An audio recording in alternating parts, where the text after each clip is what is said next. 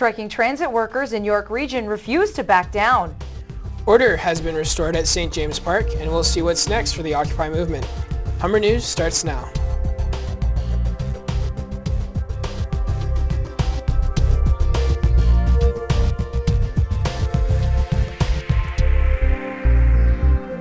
Hello, it's Thursday, November 24th. Welcome to Humber News, coming to you from the Broadcast Center here at the North Campus. I'm Catherine DeVeris. Thanks for joining us. And I'm Aaron Best. Ahead on our show, we have all your news, sports, and entertainment highlights, as well as your 5-day weather forecast. But first, Catherine has our top story. This may be the most eventful week of the York Region transit strike. 3 MPPs have introduced a private member's bill to try and force an end to the 5-week-old strike. Meanwhile, hundreds of workers met at Finch Station this morning to make sure their message is heard. Humber News reporter Dino Pasalic was there. YRT workers were out in full force at Finch Station this morning as they crossed Bishop Avenue on every green light. Workers were wearing signs and braved through the cold as they continued to fight for better wages. Bus driver Victoria Elson says it's not fair TTC drivers make more. There's no reason why we should be out here. There's no reason why we should be paying $7 less than TTC. We're doing the exact same job. President of ATU, Ray Doyle, says they have to be persistent to get their message across. We have made an offer to the contractors weeks ago that we end the strike immediately, go back to work, and we go in front of an arbitrator. They have refused to take part in that. While commuters are frustrated that they can't use the services they pay for. Come to my attention that the taxes that I pay and that we all pay to support the public transit costs and expenses are also not being used. Therefore, I feel that there should be some sort of a refund. Members of provincial parliament challenged YRT workers to hit the streets, and they were certainly up for that challenge. They've been here since 6 a.m. picketing. For Humber News, I'm Dino Pasalic.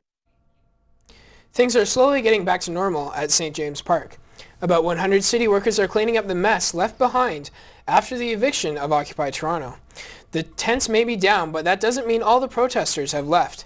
Humber News reporter Hannah Vanderkoy has the follow-up. It was calm at the former site of Occupy Toronto this morning. Dog walkers returned 41 days after their park was taken over by protesters. Noise of drum circles were replaced by whirring lawnmowers and leaf mulchers. All but one tent, burrowed in leaves, had been taken down yesterday, and the city workers came by to dispose of it early this morning.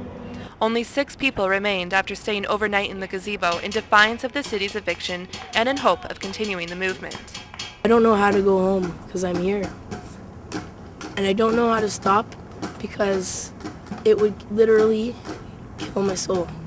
Some people in the area think the city should have acted sooner. They should not have been allowed to camp past the first night. That was the very first infraction, and they repeated that infraction every single night.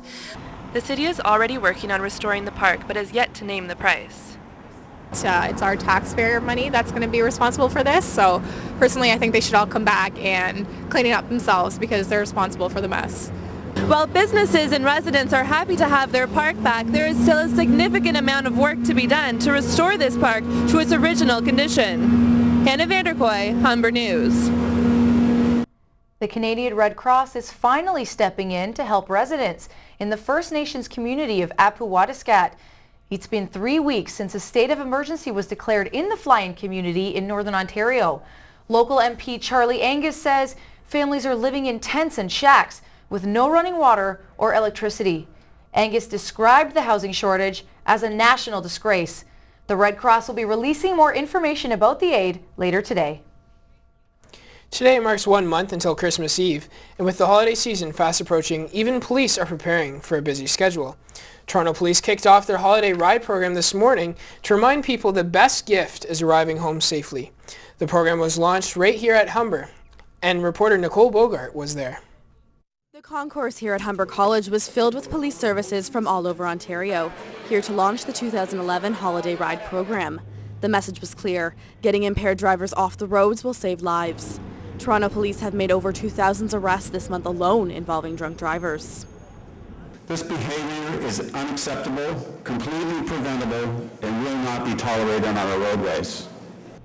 The first spot check of the season was conducted on Humber College Boulevard in front of the North Campus. Drivers were given a first-hand experience of what it's like to go through a spot check.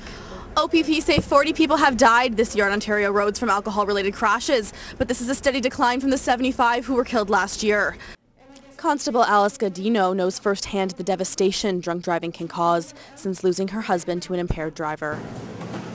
But to see a person that you love in that kind of state, I don't wish that on anyone. To see it as a first responder is hard enough to not know the person that you're trying to help. But when it's your loved one, it makes it that much more difficult. Nicole Bogart, Humber News. When we come back, we'll have more news from around the country and the world. Caitlin DeCarey will have the sports, and we'll have your weather forecast with Summer Ismail. The weekend is slowly creeping in and the temperature isn't looking too bad. It's warming up. I'll have your full weather forecast after the break. Don't go anywhere.